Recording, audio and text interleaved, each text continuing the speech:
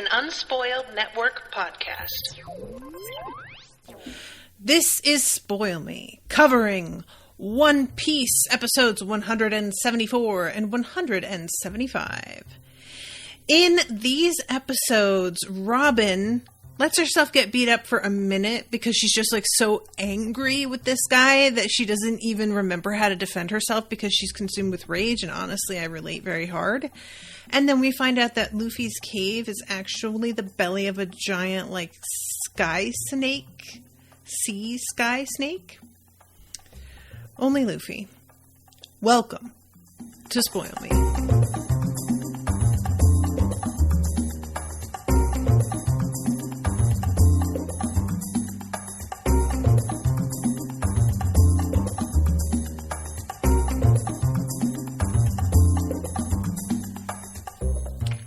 Welcome to the show, everyone. I am Natasha. Thank you very much to Florian for commissioning this episode. And thank you to Florian and the One Piece crew for bulk commissioning a bunch of episodes starting the first week of November. So you guys are covered for quite a while coming up. Obviously, Candace is going to need a bit of time to get those into the spreadsheet so that you know about them, but I am excited about it. And also, it came at a very good time because a bitch was broke. So thank you guys. So these episodes are really fun. And there are some implications here that I feel like I don't fully appreciate because the whole thing with the historical significance of everything, this is the sort of thing that I feel like a bit of a hayseed, I feel like is the word I want when it comes to the concept of people who get really excited about history and archaeology.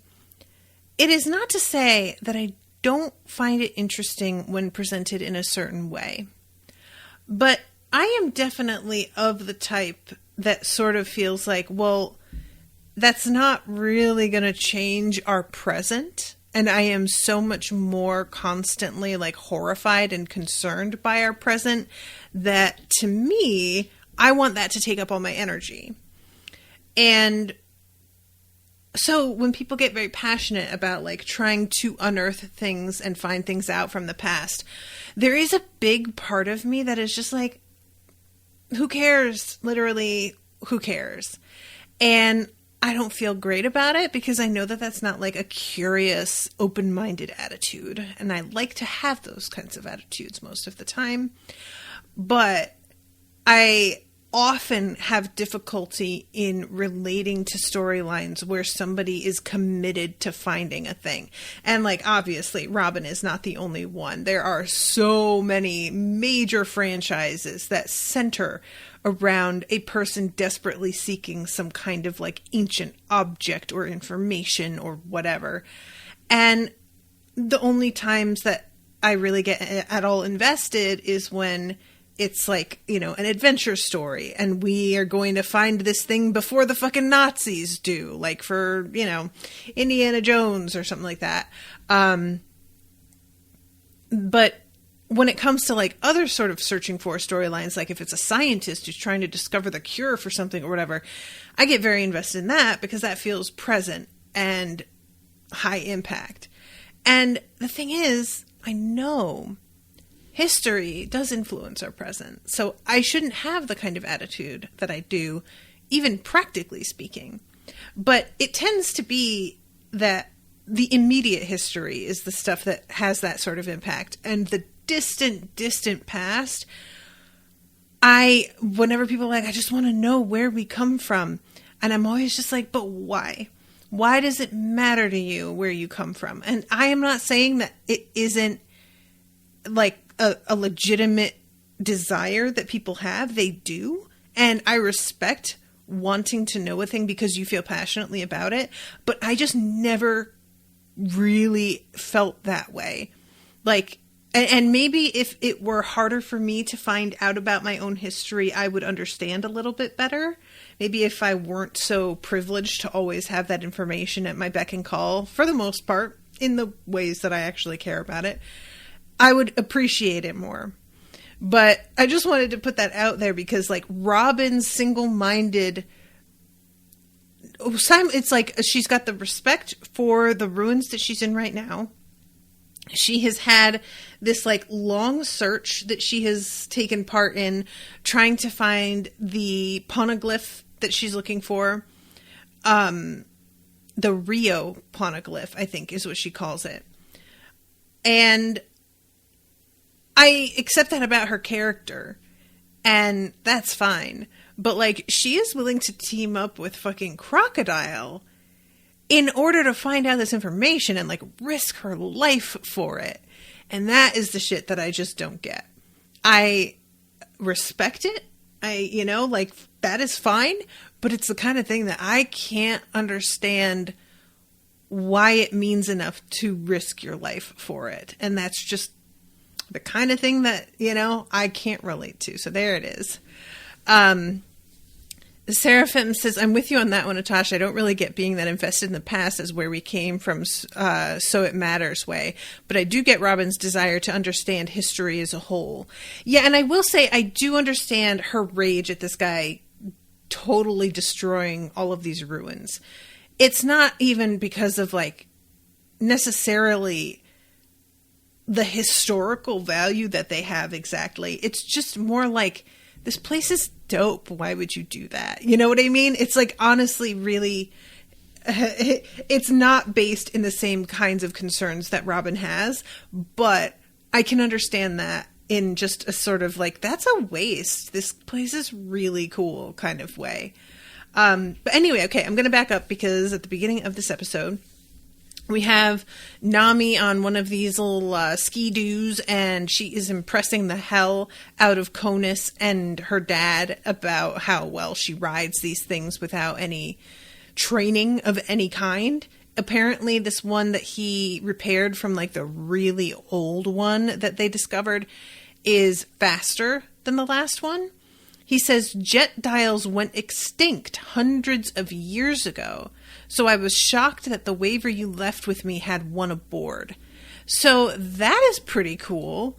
They went extinct.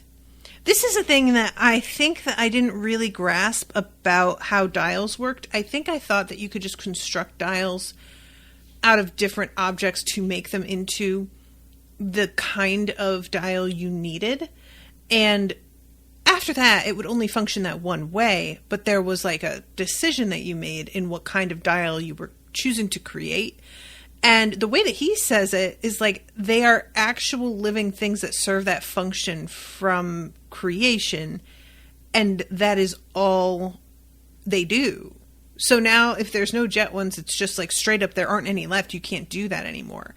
And that for me is like a kind of that makes the whole thing with the dials feel a lot more unstable than I realized. I thought that you could just like keep building this sort of shit like you would like a chip, for a computer. And it appears that it's much more a finite resource. And if you're not careful, you could just wind up completely destroying the source of these things. That makes me like super nervous. That feels so much more dangerous than what I was thinking, because I don't think that's going to be a plot point for the show, but anytime that you tell me there's a limited amount of something that everybody is relying on, it gets my anxiety up. So yeah, I didn't really understand this like concept until he said that, and then I was like, oh wait, I had the wrong idea about this. So he says basically we're kind of like sitting here not really knowing what to do because we were going to help you guys out and nobody is here. So Nami says we need to get the ship to the coast where we agreed to meet. There's no reason to worry. They should be all right. But Isa, her name is Isa, right? Or Ayla? Can't remember. She is really kind of traumatized because her ability to hear voices and notice when voices disappear means that she's highly aware of every death that is happening right now. And it turns out that this is a result of Mantra, which she didn't like choose to control. She was born able to control it. Excuse me. And there's not like a lot of clarity on why she was born with it versus others who aren't. And I'm assuming that it has to do with like being related perhaps to Eneru. I keep wanting to say Ethneu, you guys, because I just recorded on Dresden Files last night, and there is a big bad named Ethneu that is very similarly godlike, and I keep doing that. So, but yeah, Eneru, like, has this ability as well, and I can't recall if we hear the priests, like, exchanging this kind of information. The priests control Montara, but do they have the ability to know when one of them has been hurt, like psychically? Are they aware of it? Or can they hear people's voices and tell how many are alive?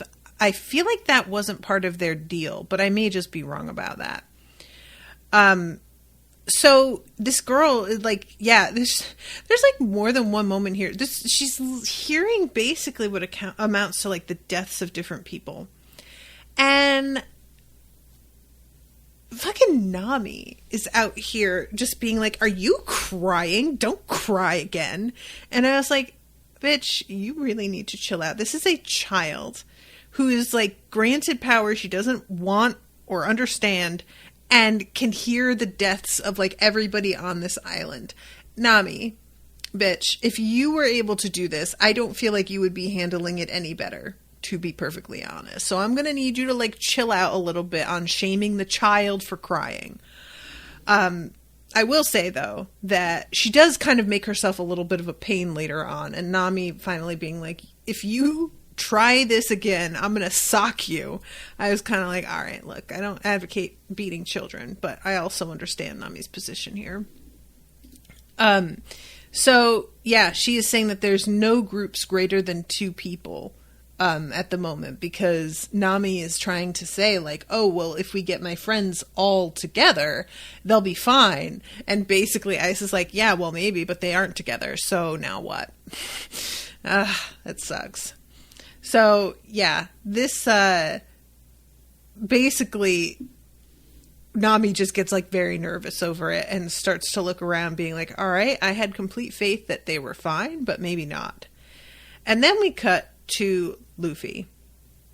And as I say, we find out that he is actually in the belly of this, like, giant serpent, sea serpent, sky serpent, and he isn't able to find any sort of exit. He's looking around and he is just like wearing this crown that he has placed over the straw hat, which honestly is a look.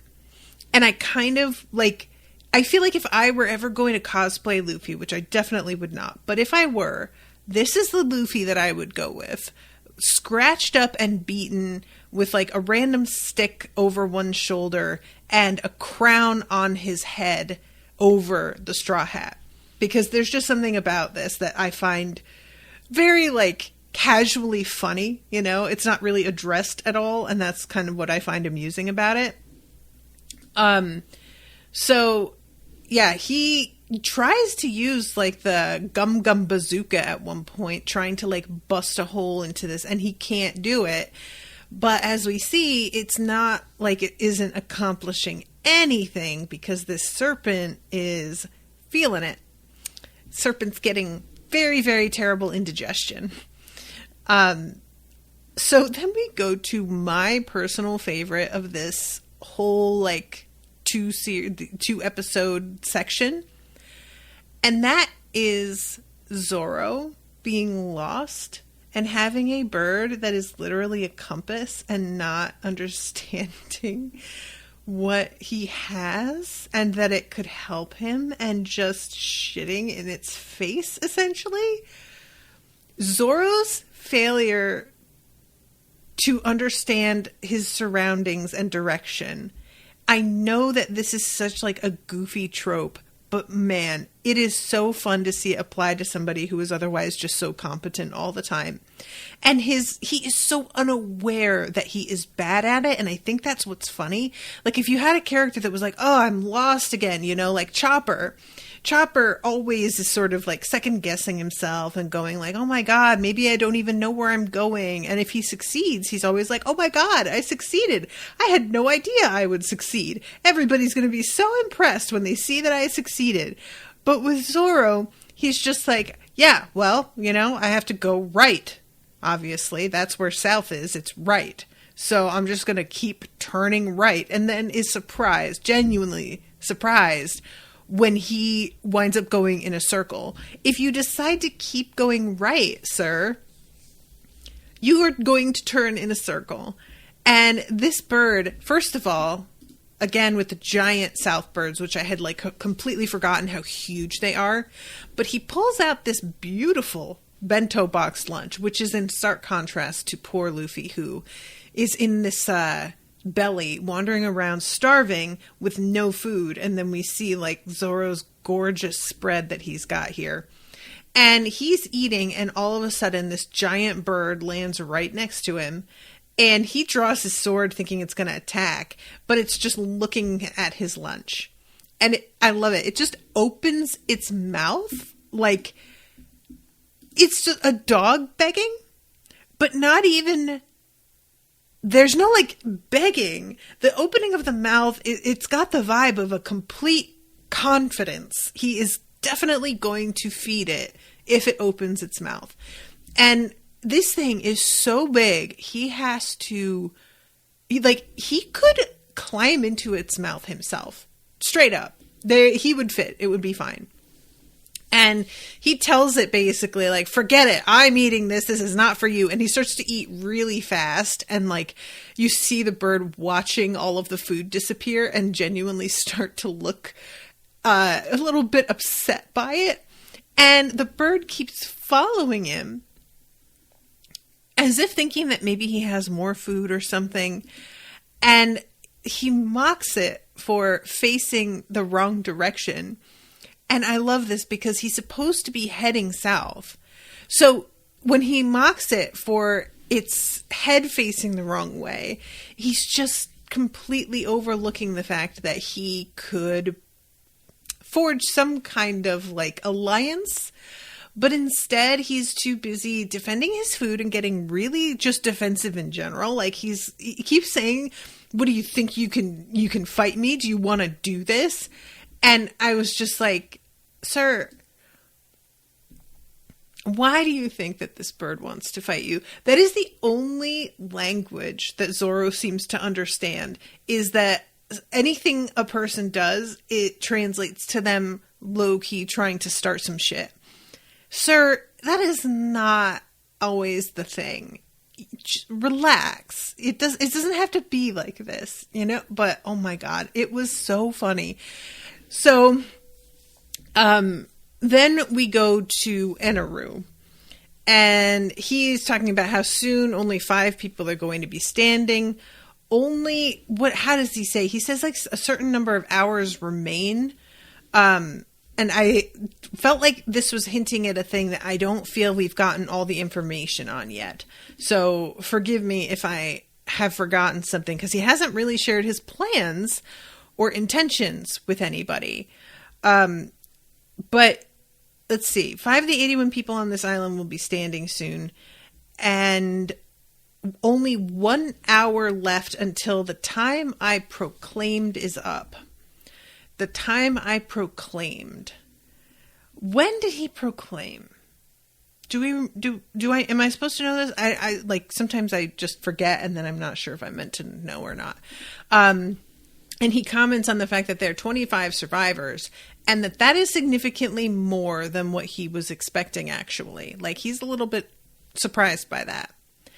This dude who is hiding, intending to attack him, jumps out, and Eneru uses his lightning and just completely fries this guy, and then it says 24. And this dude says something about how, like, what is Eneru doing out here? And I didn't really process it until later on when Kamakiri is talking to Lucky, is that her name? And he tells her, you need to warn Wiper because he's going to the temple to fuck up Eneru. And Eneru is not there. And I was like, oh, I totally like didn't really think about the fact that they just expected Eneru to be like engaging from afar, directing his troops, but not actually like in the field.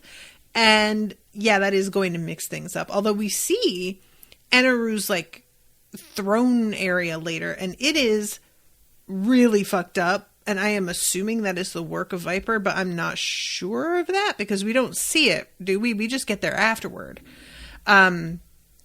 So, yeah, this, let's see. Okay, so this is when we go back to Robin.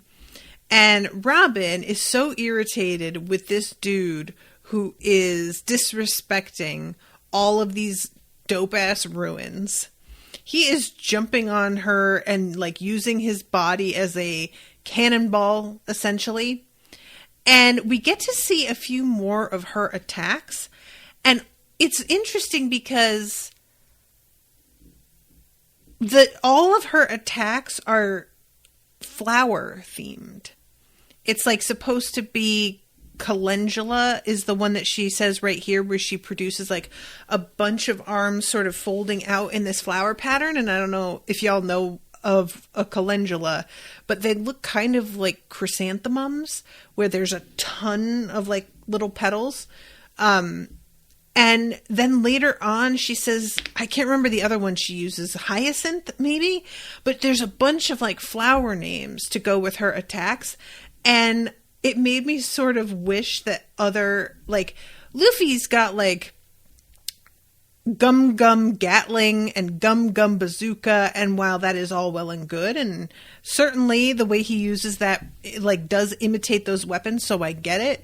There is a part of me that wishes everybody had more of a thematic, like, style for each of their attacks, and that they could all, like, if Sanji's attacks could all be named after types of food, or maybe like the kinds of tools you would use to make food, like butcher knife and whisk and what's another one? Potato masher. I guess, I don't know how much they mash potatoes in Japan. Is that a thing?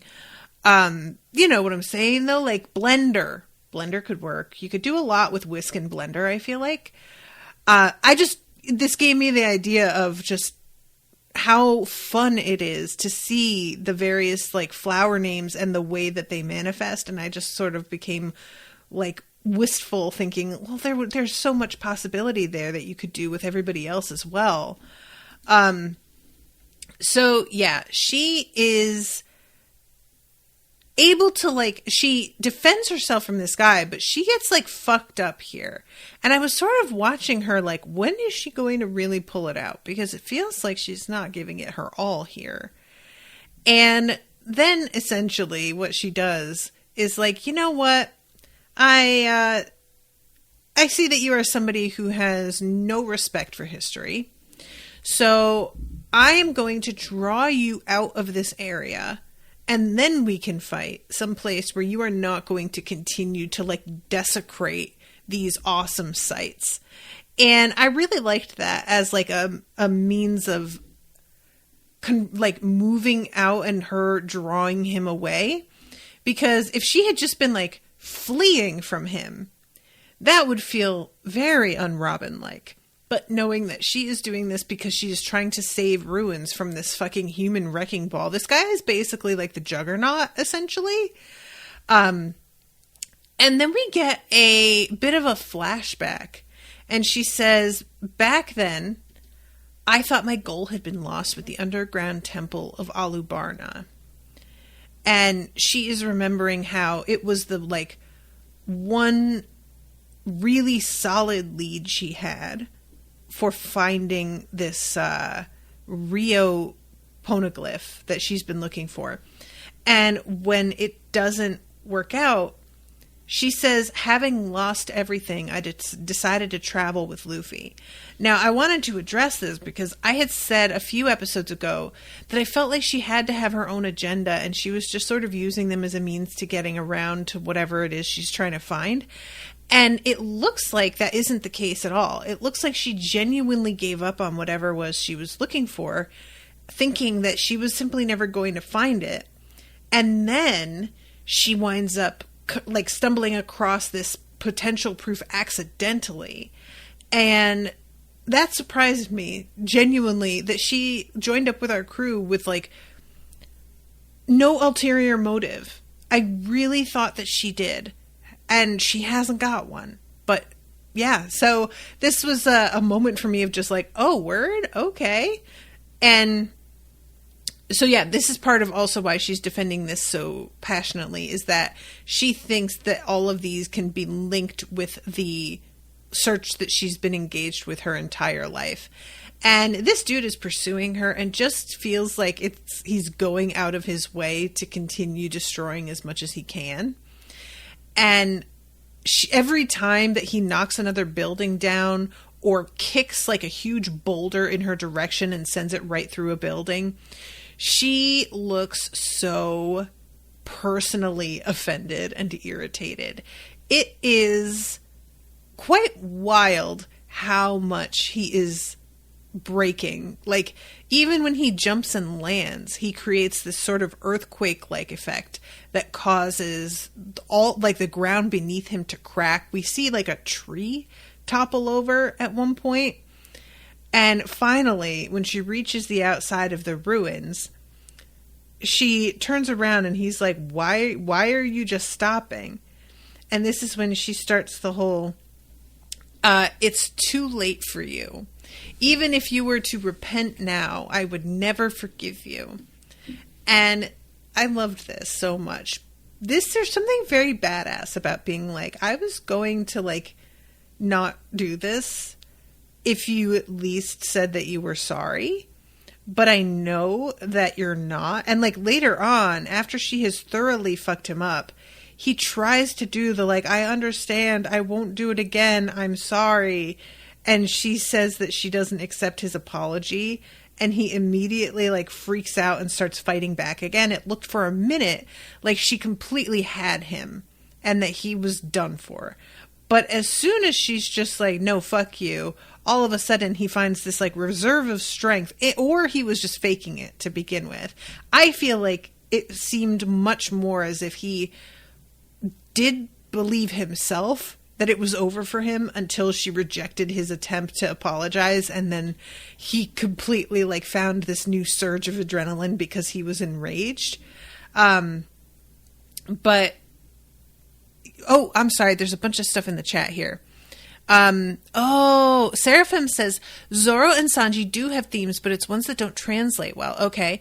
Nearly all of Zorro's attacks are puns that work as both attack names and are also food references. Zorro's attacks are food references. I am very surprised that's the direction that they went with for him. I really would have expected it to... What would I expect it to be? I don't know. Actually, now that I stop and think about it, pillow, blanket, since he's always fucking sleeping. His onigiri attack, depending on how you spell it, can mean either ogre cutter or rice ball. And the rest tend to have the same thing going. That is funny. While Sanji's attacks are mostly cooking terms with a lot of gratuitous French. Oh, Seraphim, you're right. See, I haven't seen Sanji do this in a minute, so I forgot about that. But I remember now that you say that yeah, there were a bunch of like French cooking, just the various. That is, I completely forgot about that. Okay, thank you for reminding me of that. Demian says her flower theme is because her devil fruit is the flower fruit. Hana Hana Nomi, because she can make her body parts bloom from surfaces. Oh, okay, cool. All right, so then if Luffy's is the gum fruit, I'm trying to think like, I mean, obviously his are just sort of weapon names, but if it were the gun fruit, then it would, really make sense. But anyway, nevertheless. But thank you guys. So, yeah, she beats the shit out of this guy, as I said. He tries to apologize and just tells him that she isn't going to accept it. And he tries yet again. He has been so thoroughly beaten that she is holding him up by the hair at one point with his eyes that opaque white. And it is honestly kind of pitiful in a way that we don't often see our protagonists treating the enemy. Usually, our protagonists beat the enemy and then they walk away. And it's okay, that fight is done. But her hanging around and yanking him up by the hair to talk to him is an extra sort of moment of, I don't even want to use the word cruelty because I feel like that's too harsh. But it's just giving him more consideration after the fight is over than anybody else has really done with a lot of the other characters. So yeah, he says, in that case, I need to kill you. And then she uses her hands to grab the fingers on his hand as he begins to reach out for her. She breaks his fingers. I think they're breaking. Delphinium, that's the name of it. And then she makes her arms bloom along this long, path. And they just toss his body and throw him, towards the edge of a cliff and off the edge. And that was delightful. Honestly, guys, and it's not even over. After he goes over the edge of the cliff, her arms come out of his neck and begin to choke him on his way down. And that is just very brutal. She really was fuck this guy hard, actually. I just keep thinking about the fact that her actual hands feel the things that get done to them. So if she were, and I'm assuming that she retracted her hands as this guy went down, but if she left her hands in place around his neck when he landed, would her arms wind up broken? I'm assuming they would, right? So she just has to kind of be careful about how long she stays in contact with people, I guess. Okay. She winds up in the central area where all of these ruins are, and that giant beanstalk is blooming upward. And she's looking around and she's this should be the center of the city, but it doesn't match up with the information that I have. And she thinks about maybe that it's a result of the whole island getting lifted into the sky, and that would probably fuck up the topography, I guess, is the word I want. And as she is walking into one of the buildings, she starts to be wait a second. I feel this looks familiar. And she comes at this other end and is looking around, and she realizes that she is recognizing some of these poneglyphs. And also comes up with the idea that since so many of the ruins have sort of sunk, maybe the center of the city that she is looking for is underneath the layer of cloud that she is walking on. So she digs up a patch of it, like a trap door, basically, and just pulls it open and then drops down into this second layer of ruins that has the clouds that she had previously been walking on settled above them like a ceiling, essentially. And it is really wild, the ways in which this all being made of cloud allows there to be a lot more freedom with how just the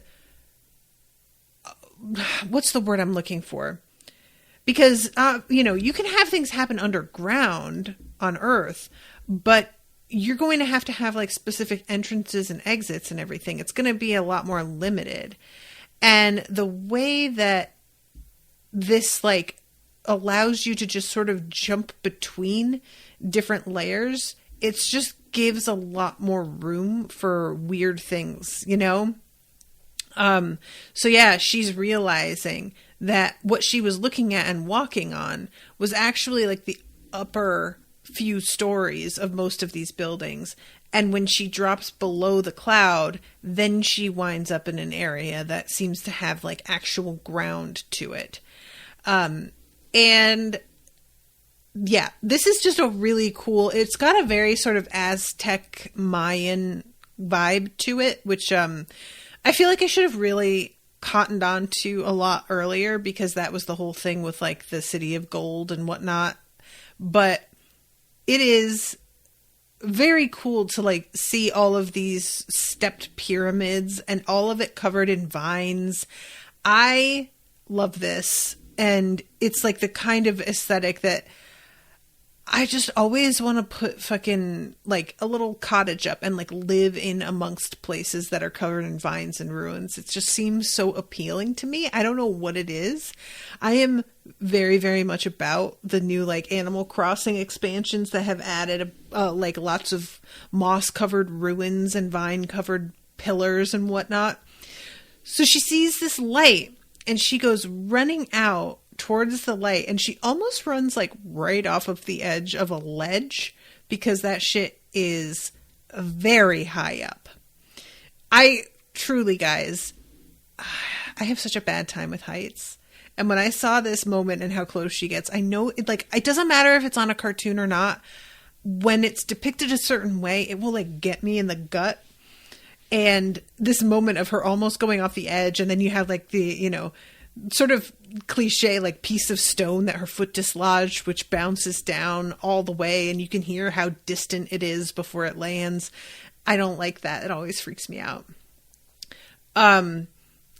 So as she like looks out and she sees this amazing view, she just has to like sit down and take a moment, because that shit is intense. Like when the camera pans back, she is on what looks like maybe the 13th story of a probably like 25 story structure. That is high up. These are very impressive. And I just like this moment, as much as I don't really care about history a lot of the time, her awe about it, I definitely did get this. This was super cool.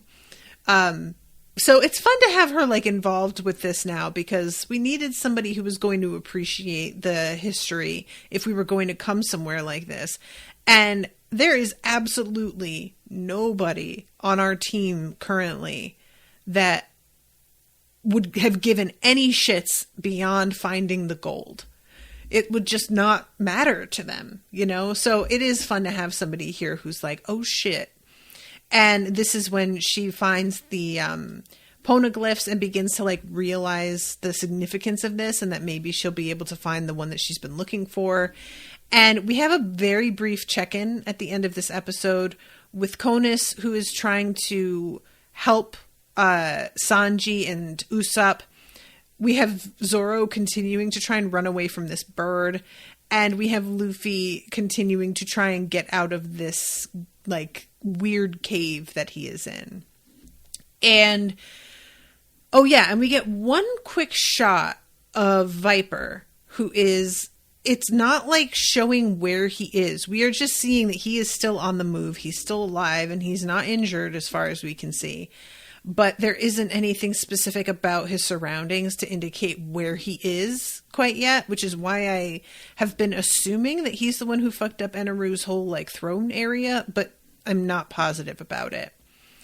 So then we go to episode 175, and I was saying last episode how appropriate it was that Chopper winds up with the priest who has a 30% survival rate. And I really fucking asked for it, because he winds up with a priest who has a 0% survival rate here. And Chopper is climbing up the beanstalk. He seems to assume that the gold is at the top of the beanstalk. Now, there's no good reason to think that, but there's also not really a reason to not think that, you know? And he climbs up and he sort of gets off, so to speak, of the beanstalk. I don't think it, like, I'm making an assumption here because I don't feel like we've gotten a ton of information. But is the very top of the beanstalk, is that where Eneru's located? Like his area? Or, because like when Chopper gets off, it didn't seem to me like that was the very, very top. And he is still in and amongst ruins when he steps off. And it's like a piece of ground, but it's very tilted, and he notices like how uneven it is and sort of begins to fall to one side. But yeah, this all is like, I didn't expect that the beanstalk was going to continue to have levels of ruins sort of attached is the wrong word, but you know what I'm saying, like alongside it. I didn't think that that was going to be the setup of everything. And is it meant to be that the vines that are growing over the ruins are all vines that are originating from this one sort of beanstalk? Or is that just like a coincidence? But yeah, he hears this noise and he turns around and he sees Holy, the dog, the giant fucking white dog that is owned by one of these priests. This priest is a lot more priest-ish than all the others have been. He believes in the fundamental futility and evil of man, and low-key is just like the only way for any of us to be free of this like constant war that we engage in, and the constant like striving and desire for more is to die. And essentially it's like attachment is the root of all suffering. It's that, but taken to the next level. This is so this is one of those things that it's kind of where I come down, honestly, is I understand the concept of attachment is the root of all suffering. So if you just don't have attachment, you won't have suffering.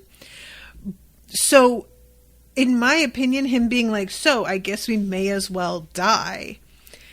In my opinion, if you really do just want to avoid all suffering, if you are just going to be like, I'm going to be unattached to anything so that I don't suffer, you may as well just die, because that is not the point of life. You know, like, I understand suffering sucks and I understand wanting to escape it.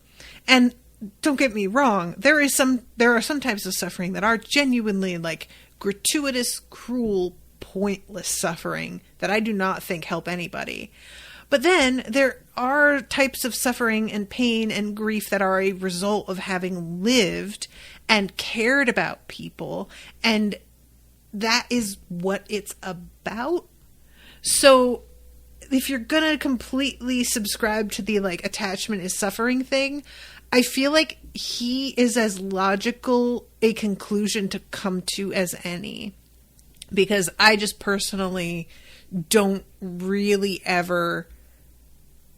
I can acknowledge that attachment probably is the root of all suffering in a lot of ways, while also being like, and cool. So, like, that's just trying to be like, oh, well, I just won't get attached then. I guess if you want to live that way, have fun. It sounds like it would suck. I feel like I would rather get attached and enjoy some things and then have pain than to simply live without any attachments at all, which sounds very, I don't know, pointless. So anyway, this dude is basically like, all right, so you fucking killed that other dude. He calls him Spider Head or something like that, Tarantula Head. And he says, like, so you killed him, huh? I guess it's for the best, because that guy really was a fucking moron. And it's probably good for us to have one less moron in the world. And I was like, damn, that is harsh. And I love that he tries to tell Chopper not to be afraid of his dog, but Chopper, in the midst of backing away from Holy, trips over a corpse. And the guy is like, oh, well, yeah. I mean, like, that guy, we definitely did kill. But Holy isn't just going to bite willy-nilly. Like, Holy will bite when I say to bite. And that guy didn't even get killed by Holy. I was the one who killed that guy. And there's a precious moment at one point where he says that he wants to rescue Chopper. And Chopper is like, you want to rescue me? And he's like, by killing you. And Chopper's like, well, that's not rescuing me.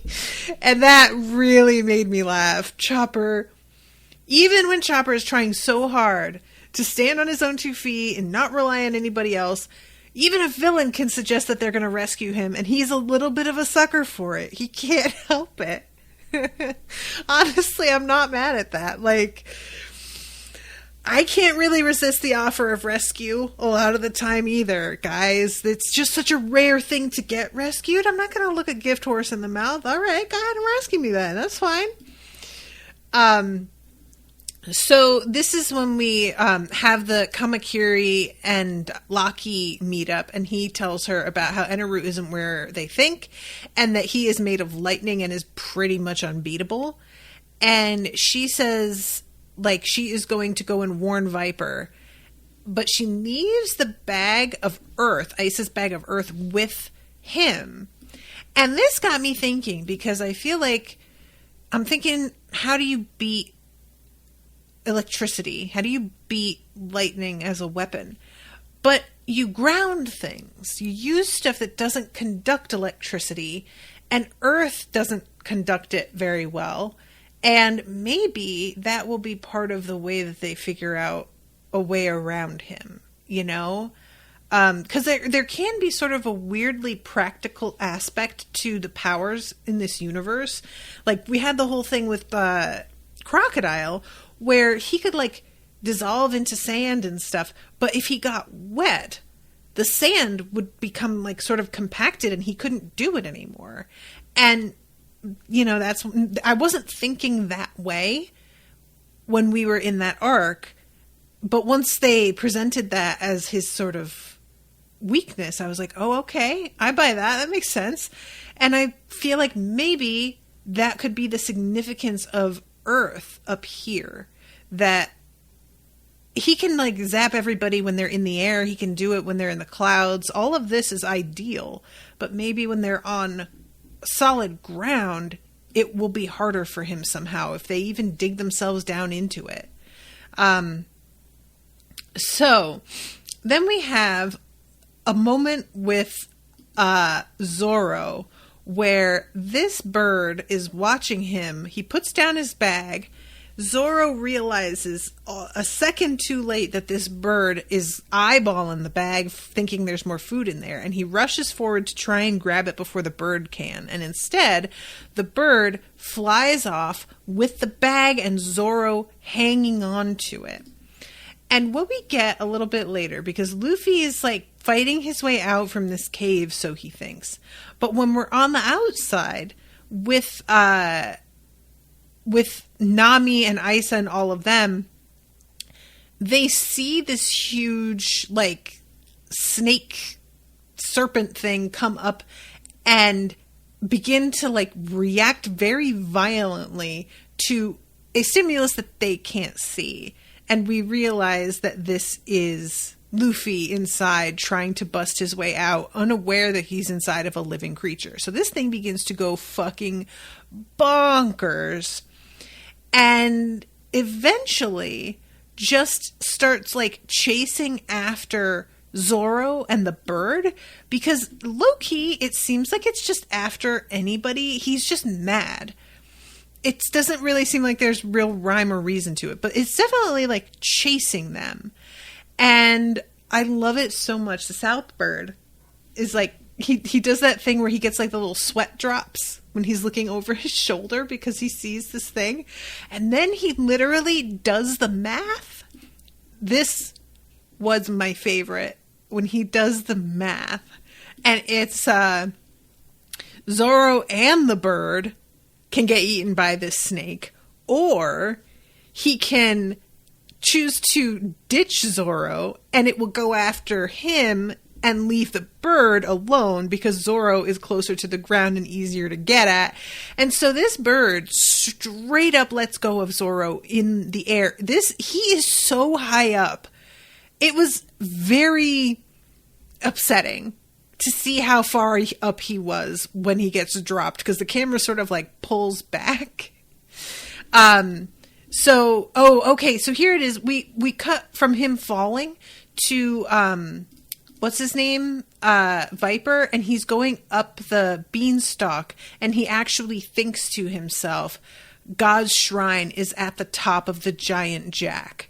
So yeah, that is meant to be. And he says, if he is there, I'll bring an end to the past 400 years of terrible history. And when we finally do go there later on, it appears that shit has been messed up already. So I'm not sure if that was him like searching for the dude and not finding him or what. But it is called Tragic by Gonfall. He says like it was tragic. It was completely destroyed. And we see some bodies. So I'm assuming that he's talking about like the bodies and the deaths being tragic because those were his guys originally, some of them. But I don't know. The fact that this like was owned by Eneru or was like belonged to him, I don't find it particularly tragic in that respect. But these guys, all right, that's fine. And Eneru is just saying he said something about the fact that the island is no longer useful to him, so maybe that's why he just let it get destroyed. Oh no, it isn't. It isn't Viper that did this because Viper is like surprised by the fact that Eneru isn't there. And I should mention that it says Enel in the subtitles because I've been watching the dub still. So apparently he's got like a slightly different name than in the dub, which I think is interesting because I don't really know why. There's no difference to me that I can understand changing his name that way. If you guys have any information on that, I would be interested. But maybe it's meant to be that like Eneru is the one who destroyed it before he left. I don't know. I don't think so though, because he keeps talking about like the number of people that are still alive, and the people that he like sort of made a bet with are the ones who are dead. And why would he make a bet and then give a shit about it anymore if those guys are all gone? I mean, I guess you could just like out of principle want to be right about a thing. I get that, but anyway, all right. So fucking Zorro gets dropped and he winds up on ruins again, and he is right near Gonfall, and both Gonfall and the other priest with the dog Holy, Pierre, of course, goes without saying, and Viper, and Zorro, literally, you guys, he just says, these guys look pretty tough. Oh well. Hey, hand over the gold. I can't with this man. Zorro, what do you think is going to happen, my friend? He is too direct. It is, sir, you've got to find... What can you do? That is who he is. It's who he is. So, yeah, this moment is confirmation to the other priest. Oh, look, another fucking greedy bastard here for gold, as usual. And then we get the sort of like side by side of each of their faces, because it is very clear we are about to start fighting. Like all four of these guys are about to go at it. in the midst of this is Luffy still fighting from the inside with this serpent. We see its head come up through the clouds amongst the ruins. I am waiting for him to get thrown up somehow. I don't know if he can actually like kill the thing and climb out through a hole in its side, but I prefer if he made his way out through the mouth. And it is like standing over all four of them with its mouth open in a way that it would be appropriate for Luffy to suddenly just appear and be like, all right, if you guys are all going to fight, let's do it. But that is how the episode ends, is the sort of pose of the serpent over the ruins looking down on Gonfall and Zorro and Viper with its mouth like wide open. And then it cuts to the end credits. So let's see. Seraphim says Enel and Enaru are both different ways to try and transliterate the name from Japanese to English. Bernadette says Enel and Enru is because the syllable in Japanese ru is basically pronounced between L and R and the U is silent. So it is weird that it is said as Enaru in the dub. The German dub also calls him Enel. Okay, interesting.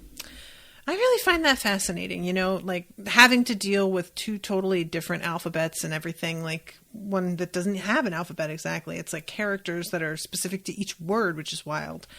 And how you figure out how to do that, you know?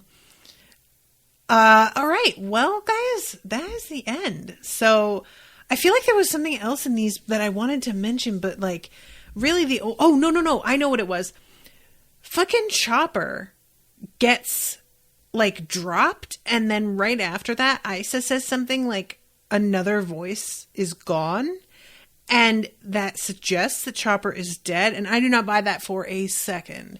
So I feel like I had to mention that because it is sort of like the timing of it feels like it's meant to make us think a thing, but Isa's hearing all kinds of voices, and she could have just been hearing somebody else die, because God knows there are still plenty of people fighting on this island. So all right. So guys, thank you again so much for coming and hanging out with me today. It was so nice to have you all back. And thank you to Florian for commissioning this episode, and to all of you for pre-booking a bunch of the episodes in later on in the year. Florian says, and some Nami stuff. Oh, I did forget. Well, cause Nami, it basically like her and Isa just like get on their, what is it? A wave rider? Is that what it's called? And they flee this serpent and they just wind up in the woods. And I don't think that we get anywhere further with the two of them beyond that, do we? Don't they just wind up stopping and looking around and realizing, oh shit, we're in the woods now. Oh no, there's, they hear, like there's a couple of guys that are fighting, and they both like hear this serpent coming, and they get a moment of being quite surprised as this thing like busts on them. One of them recognizes Isa and is like, what is she doing with that person? But neither of them seems actually concerned about getting eaten by the serpent. They are both in midair just kind of going, what's happening? But they seem to be pretty like secure that they're going to be fine. But yeah, they wind up on the Milky Road in the midst of the forest, and it kind of like cuts away from them and moves on to the way that the serpent is interacting with everybody else after that. But yeah, thank you, Florian, for pointing that out. All right, guys. All right, now I'm going to wrap. I thank you all so much again, and until next time, toodaloo, motherfuckers.